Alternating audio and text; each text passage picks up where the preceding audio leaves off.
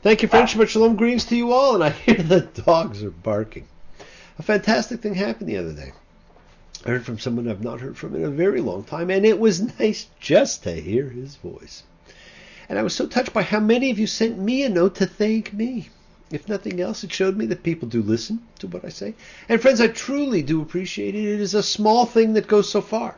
So thank you for your kind words, your kind thoughts, and believe it or not, sometimes it's the only way I know if anyone is actually listening or watching. And that you would choose me to acknowledge, well, that is an honor.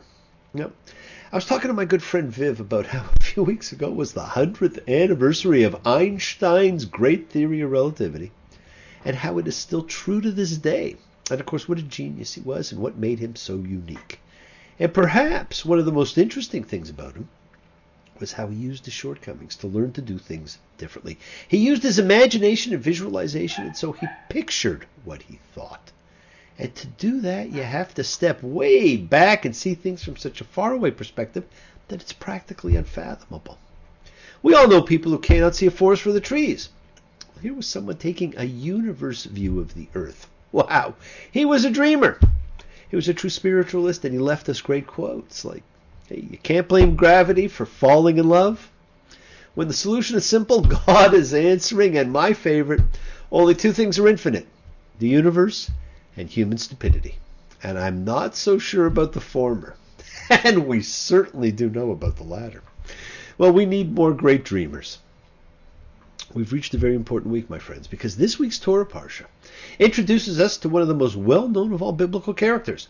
Welcome to the beginning of what I call the Joseph Chronicles, the story of one of the most fascinating and written about Old Testament and perhaps historical characters of all time, who taught us that you can accomplish anything that you dream.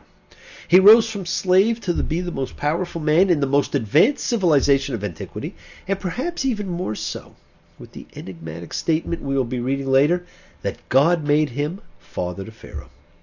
We know him as the world's first great dream interpreter.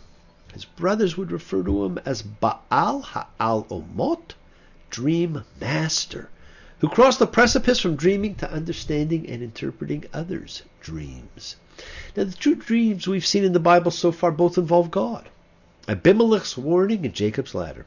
And they both had God speaking to the dreamer.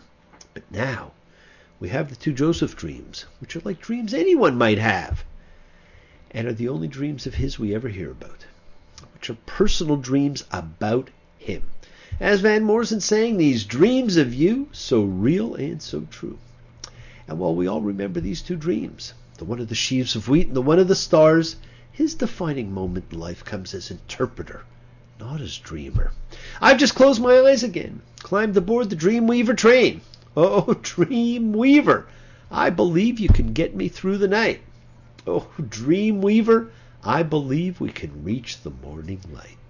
Dreams are fantastic things, and the Bible and mythology is full of great dream stories, some of which are pretty straightforward, like Joseph's, and like Pilate's in Jesus Christ Superstar.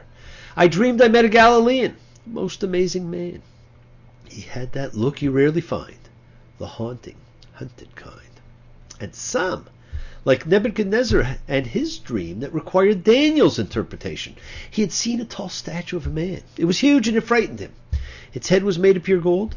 Its chest and arms were made of silver. Its stomach and thighs were bronze, and its legs were iron. The statue's feet were made of iron and clay. The statue was destroyed by a stone not made by human hands. What a fantastic dream. Now, this was a dream about the ages of man. And this week, we have the great dreams of the baker and the butler, and next week, the twin dreams of Pharaoh. And all of them leave us perplexed, and we all seek a Joseph to help us understand. Biblical man, historical man, literary man, scientific man, all have been captured by the realm of dreams. There are more things in heaven and earth, Horatio, than are dreamt of in your philosophy. And of course, in the last century, Sigmund Freud's great work, The Interpretation of Dreams, fantastic treatise, was his true catapult to start. As we've noted before, some weeks so much happens you do not know where to begin, what to focus on, or whether you can actually grasp all the things transpiring. Hey, how can you? And this week, my friends, is no different. This week we have Vayashev, and he settled something we do too often. Do not settle, my friends, and do not put your dreams aside or on hold. Now, in this week, Joseph dreams of his greatness, which through an incredibly strange series of twists of fate comes to be, but which we are told caused his brothers to hate him and sell him. But there's much more to it than that. And again, remember, friends, in editing and commenting, our sages do try and paint rosier pictures of our heroic character. But if you look past the glaze, you see these episodes are both carrying forward the bigger picture of our karmic choices and how we set in motion everything that happens. In reality, some would say his prior behaviors helped bring it on himself. He's seduced by his owner Potiphar's wife, which leads to his imprisonment and therefore is his nexus to greatness. And he interprets the two prisoners' dreams, which again becomes a crucial cog in the wheel of life. And while all this is going on, we segue into the bizarre tale of his brother Judah and Tamar, a fantastic story, again built on deception and karma, but which I'm not going to talk about at all this year. Now we're introduced to the 17-year-old Joseph, and he's being sent on a mission by his father. And perhaps the defining moment for Joseph comes in Genesis 37:13, when his father calls to him, and he gives the famous answer, "Here I am." Jacob says, "Go, pray, to see how your brothers fare, and how the flocks fare, and bring me back word." He makes the choice and he goes. Joseph, who we are told has been somewhat of a tattletale his whole life, is off to spy. And so his appearance is what leads to his disappearance. Now we all know Joseph is sold to Ishmaelites, Genesis 37:29, for 20 pieces of silver, a number that will have karmic significance further on. And a section that, if you read it carefully, my friends, you see points to a second Joseph story, edited into the first, as we have seen with so many others before. He's sold and taken to Egypt. We know also that the brothers deceived Jacob by dipping the coat of many colors, one of only two in the Bible, but it is not called a coat of many colors. It is an ornamented tunic, ketonet pasim, a unisex garment worn by virgin princesses. But according to the song Joseph's Coat, from Joseph and the Amazing Technicolor Dreamcoat, Jacob wanted to show the world he loved his son, to make it clear that Joseph was the special one. So Jacob bought his son a coat, a multicolored coat to wear, such that a king would stop and stare. I love Broadway, the history we learn from movies and plays, if only. Well, we know what happened. The brothers dipped the coat in sheep's blood to convince their father Jacob that Joseph was killed by wild animals. And two more pieces of Jacob's karma come back on him. He deceived his father Isaac by wearing his brother Esau's clothes and serving him lamb, while now his sons used the cloak he gave Joseph, dipped in lamb blood, as their instrument of deception. You can almost hear Rod Serling step forward and say, "Submitted for your approval." Joseph's life in Egypt was interesting, and because of his refusal to succumb to Potiphar's wife's advances, he ended up in prison, earned trustee status, and began his career of dream interpretations. We can recall the dreams without even reading it. That is how well we know this story. Read this parsha, my friends. It sets so much in place for what will come. And while you're busy reading this fantastic parsha, there's something else occurring. So I want to segue here, because we will be commencing Hanukkah, the 8-day festival of light and miracles, and that is what I want to talk about. Hanukkah, a holiday celebrating a miracle, from the verb hanok, meaning to dedicate. That's something magical, a festival dedicated or devoted to honoring a miracle. If only you believe like I believe, baby, in miracles, we'd get by.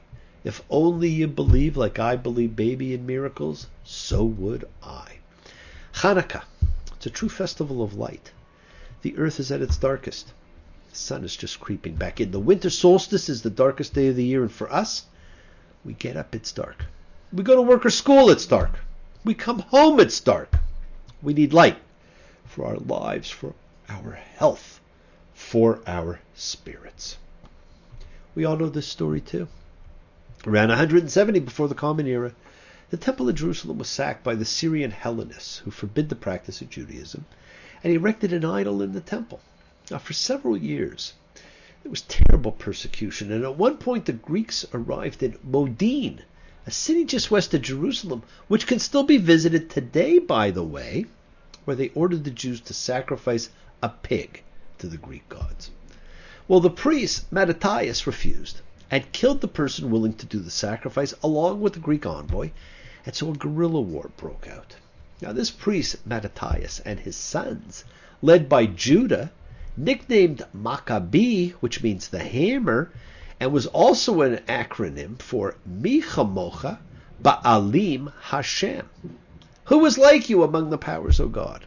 Leads the revolt. Now, the actual fighting takes 25 years, but after the first 3, the Maccabees reconquer Jerusalem and start cleaning up. They cleaned up the temple, and the famous gold menorah, which Moses was instructed to design and build, which had been in the temple all this time, had been melted down. And so they lit a makeshift one with the one vial of official high priest lamp oil they found. You see, the oil to be used was a particular type made a particular way, which made it holy. With the menorah gone, just what did the Maccabees light? We really do not know.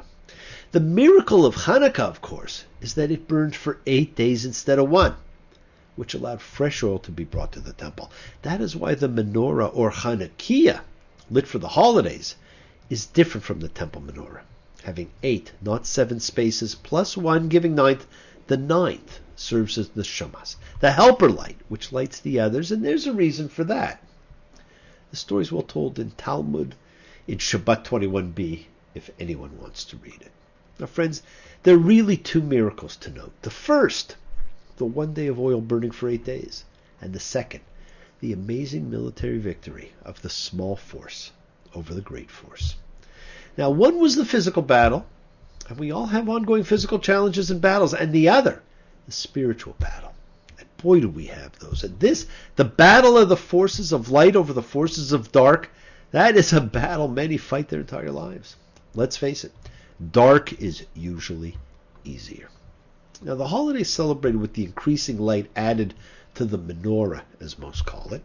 And we eat jelly donuts, latkes, or potato pancakes, chocolate coins, also known as Hanukkah gelt or money. And, of course, we spin the dreidel, which some believe is the most popular game in the world.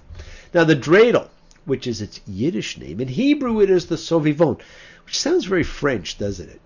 Is a gambling toy with 4 sides, and the mythology of it tells us that when the children were illegally studying Torah, if the Greek soldiers were coming, they would hide the Torahs and pull out the dreidels instead.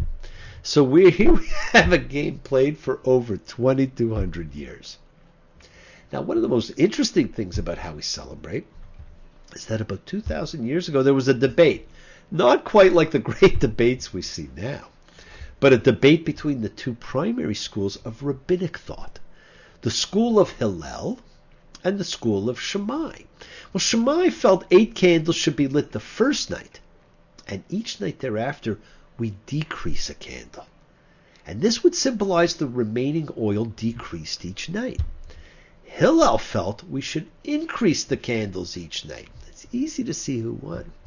Now, the Maccabees did not increase the number of lights that kindled, so why should we?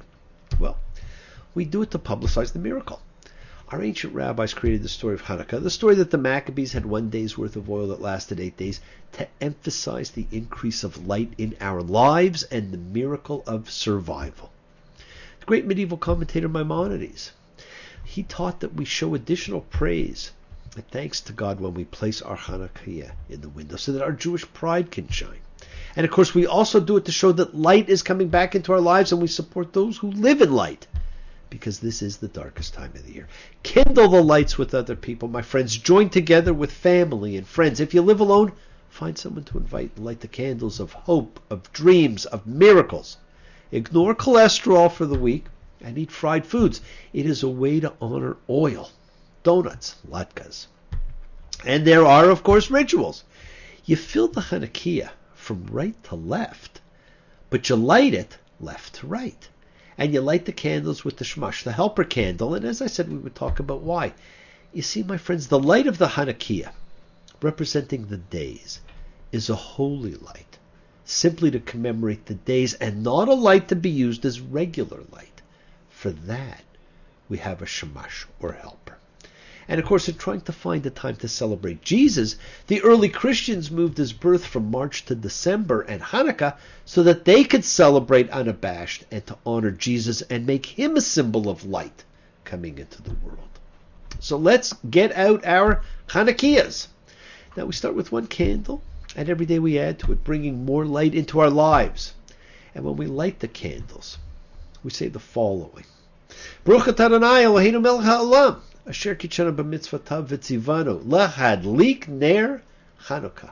Blessed are you, Lord our God, King of the universe, who has sanctified us with his commandments and commanded us to kindle the Hanukkah light. Baruch atah Adonai Eloheinu melech haolam, she'asa nisim lavotenu bayamim hachem bizman hazeh. Blessed are you, Lord our God, King of the universe, who performed miracles for our forefathers in those days at this time. And on the first night only, Baruch atah Adonai Eloheinu melech haolam shehachienu v'kiyamenu v'higienu lazman hazeh. Blessed are you, Lord our God, King of the universe, who has granted us life, sustained us, and enabled us to reach this occasion.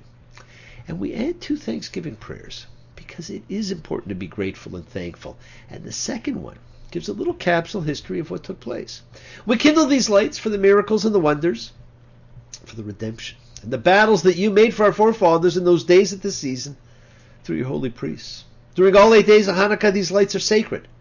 We're not permitted to make ordinary use of them except for to look at them in order to express thanks and praise to your great name for your miracles, your wonders, and your salvations. We thank you also for the miraculous deeds and for the redemption, for the mighty deeds and the saving acts wrought by you, as well as for the wars which you waged for our ancestors in ancient days at the season. In the days of the Hasmonean Mattathias, son of Yohanan the high priest, and his sons, when the iniquitous Greco-Syrian kingdom rose up against your people Israel, to make them forget your Torah and to turn them away from the ordinances of your will, then you, in your abundant mercy, rose up for them in the time of their trouble, pled their cause, executed judgment, avenged their wrong, and delivered the strong into the hands of the weak, the many into the hands of the few, the impure into the hands of the pure, the wicked into the hands of the righteous, the insolent ones into the hands of those occupied with your Torah.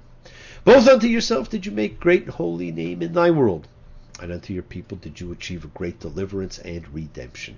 Whereupon your children entered the sanctuary of your house, cleansed your temple, purified your sanctuary, kindled lights in your holy courts, and appointed these 8 days of Hanukkah in order to give thanks and praises unto your holy name. Friends, recite this and light the candles. That's all you have to do. This is a time for miracles. You have them every day in your life. Miracles are dreams that come true. The world is sacred, my friends, and so is everything in it. Express your gratitude, light a candle, make a wish. Celebrate your life and the lives of those you love. Share your feelings with them.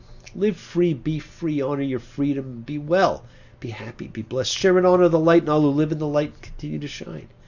Continue to send everyone you know goodwill and love. Pray for peace and freedom for everyone, and end to terror and hatred.